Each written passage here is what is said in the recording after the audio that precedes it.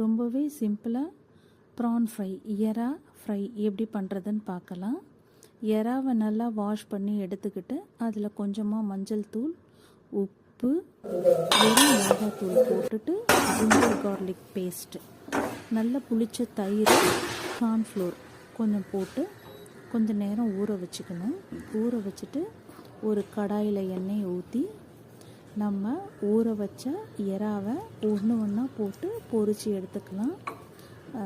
தீ வந்து பெரிய தீயாக வைக்காமல் நிதானமாக வச்சு ஃப்ரை பண்ணி எடுக்க ரொம்பவே நல்லாயிருக்கும்.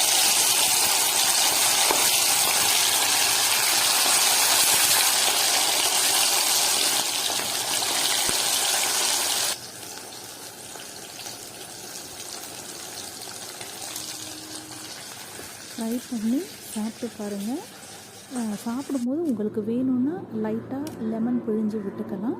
இன்னுமே டேஸ்ட்டை எடுத்து கொடுக்கும். ட்ரை பண்ணுங்கள், எப்படி இருக்குன்னு சொல்லுங்கள். தேங்க்யூ ஃபார் வாட்சிங்.